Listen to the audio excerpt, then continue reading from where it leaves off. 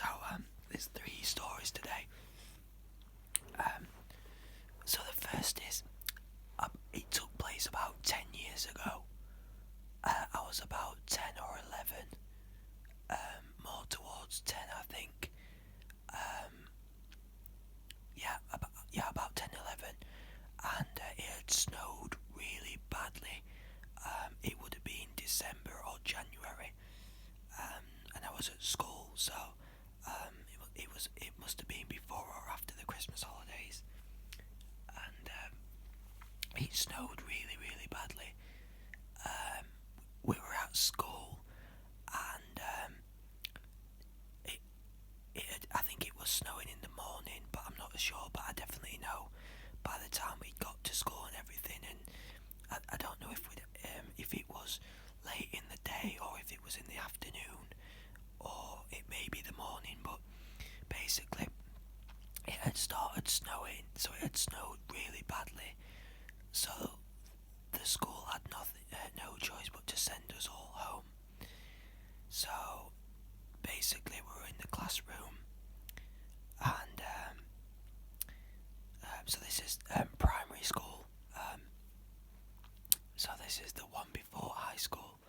But so we're in the classroom, and you weren't just allowed to leave and go home, even if you lived, even if you lived close. The school had to phone your parents up and let them know that the school was closing and to come and get you. So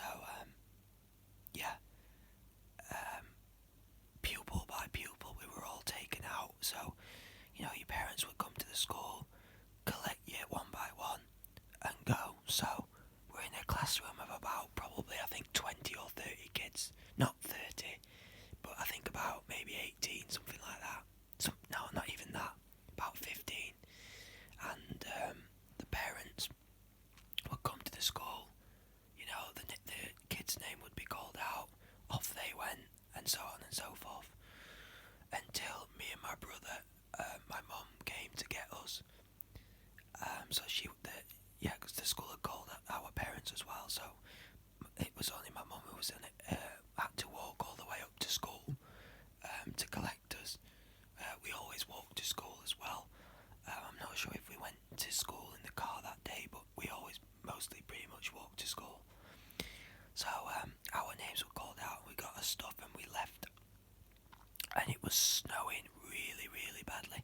Like, I don't know if it was snowing or if it was just because of all the previous snow. There was a hell of a lot of snow and ice on the ground. That. So if you've ever seen, with snow, like when you pack it down, it becomes smooth, doesn't it? So we were walking home, and there's a little roundabout, not roundabout, but it's like a little,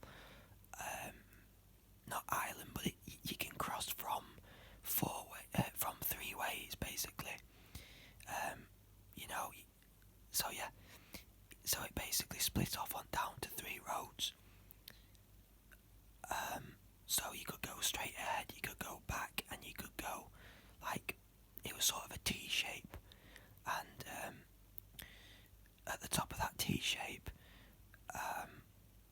was like the roundabout, and we were just walking past it, and obviously this snow was becoming, the roads and stuff were becoming slippy and icy and horrible. So we were near enough home. We were only about 10-15 minutes away from home, if that.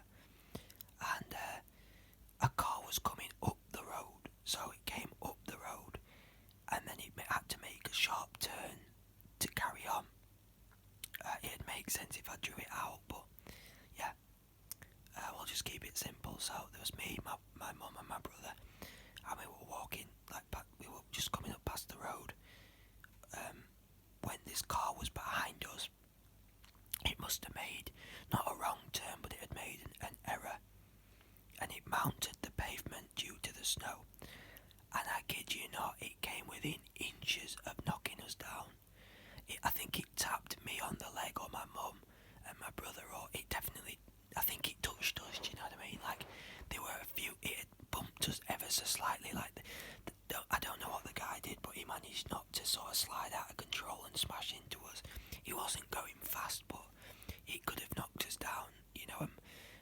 forced us into the edge, you know.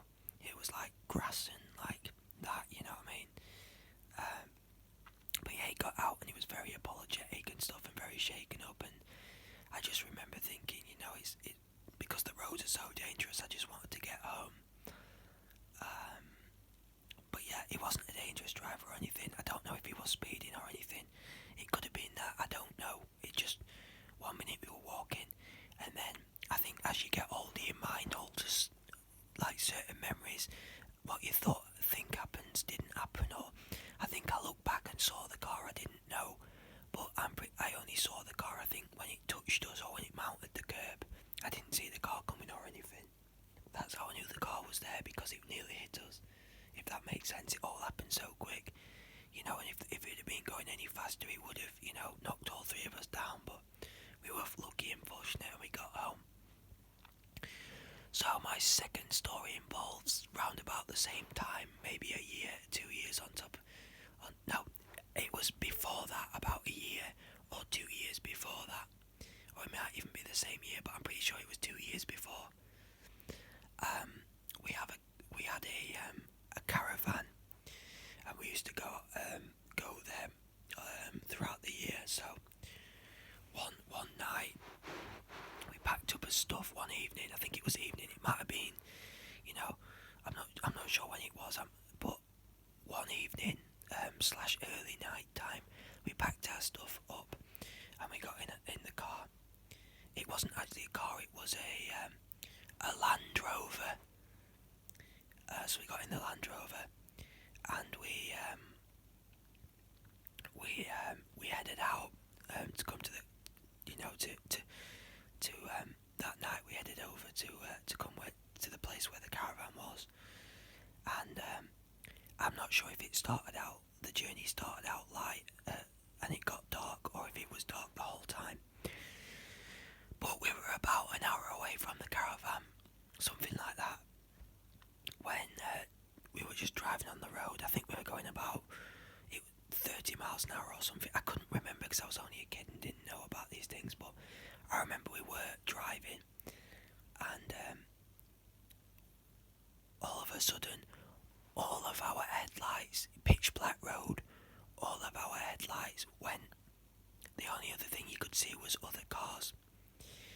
Now, the dangerous part about it was, if there were other cars were approaching at speed, because we didn't have any lights on whatsoever, they wouldn't have seen us. I don't know if we had the back lights on and no front lights, or what, but I'm pretty sure, you know, I know for 100% we had no front lights whatsoever, so we couldn't see the road. So it was pitch black night as well. We could see other cars coming. I'm not too sure about other cars behind us, because where I was in the Land Rover, it had a back window, but it was very hard for me to see through the back window. I don't remember looking, but yeah. So basically, my mum had to drive very, very carefully until we could find a place to pull in and call for breakdown services. It only took us probably about 5-10 minutes to get to the service place. It wasn't a services. It was just like a little side road kind of that we pulled off, a little parking area that we pulled off. But it was very, very scary, because obviously we'd have to make it to somewhere we could park without hitting or being hit by another car. So it was very, very, very scary. It was dark, and you know, you didn't know what was going on. I remember being very frightened, because I thought, you know, it's just, even at that age, I just knew, you know, we needed to be able to see the road and the other cars, and we couldn't. So it was really, really scary. But we eventually pulled off. We were all a bit shaken and a bit stressed, because it was late at night and we just wanted to get where we were going. We didn't know how long it would take for the breakdown service to come and sort our lights out. But the guy came in his van. You know, he popped the hood, had a look at the car and everything to make sure everything was running smoothly. I think he replaced some lights. I'm not sure he did, or he did something to the electrics, and bang, we had lights again. But we carried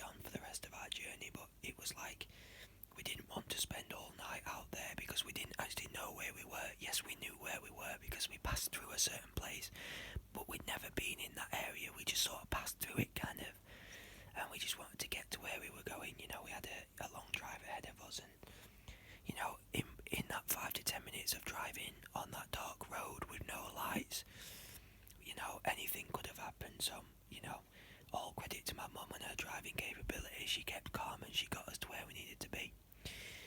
So yeah, the next car horror story that I'm going to tell you was probably the most dangerous,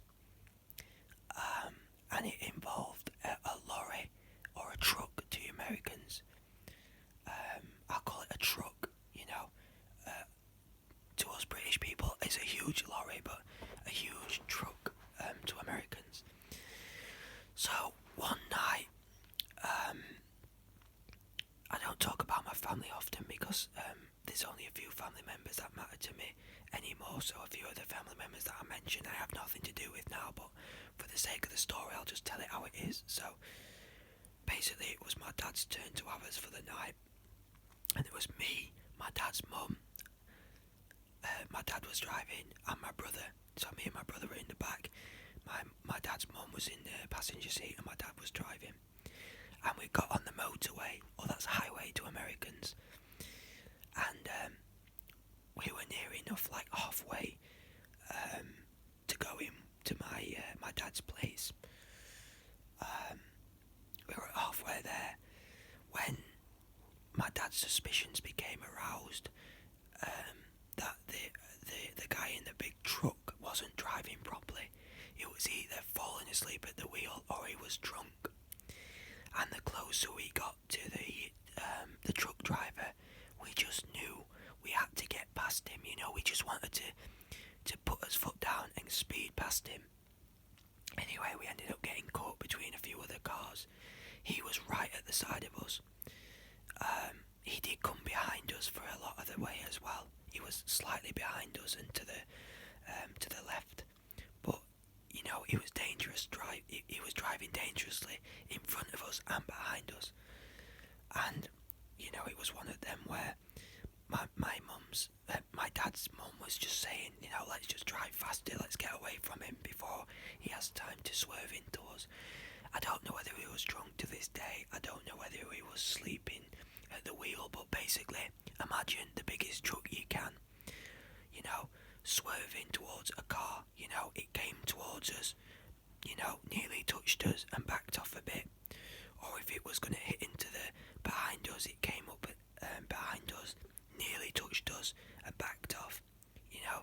And then when it was in the front, the guy was like stopping suddenly, and he was almost swerving left and right. You know, he was basically going to, you know, to drive his car, you know, into the traffic behind him and at the side of him. And we happened to be there, so for about 5 minutes we just wanted to get a clear enough way of passing him, so there was other cars in front, and we were just waiting for an opportunity. As soon as that opportunity moved up, as soon as the opportunity came for us to get in front, you know, other cars moved up, and we just sped past him. But it really was a scary experience because he came so close to knocking us off the road. You know, it would have caused a massive pile up. You know, he would have smashed into us, we would have smashed into other people, they would have smashed into us, so on and so forth. It really could have been a deadly situation. We couldn't see the driver, or at least I think I could see him, but it was dark. You know what I mean? I just knew that he was driving dangerously. My dad was making comments, and it was very scary because when you hear the driver of your vehicle say, you know, that he, you know, he's in danger and that we shouldn't be driving next to this guy, all you want to do is make sure that, you know, you can get away from the person who's driving dangerously. So it was very scary because we just wanted to get away, and obviously luckily we did. But I don't know if he went on to cause an accident that night, I really don't, but he definitely should have, you know, he should have been stopped for drink driving or for sleeping at the wheel or for something. You know, the guy should have pulled over, you sorted himself out and then got back on the road. But I really do feel sorry for people who were driving that night. It was a very scary experience. But yeah, guys. So those were my bad experiences involving cars. I hope you enjoyed this video, and I hope you found it relaxing. Yeah. So please like and smash the hell out of that subscribe button, guys. Let's grow this channel, and let's show me some support. In the comment section. Leave your requests on what I can do next. So thanks for sticking with me, guys, and I hope you have a great night or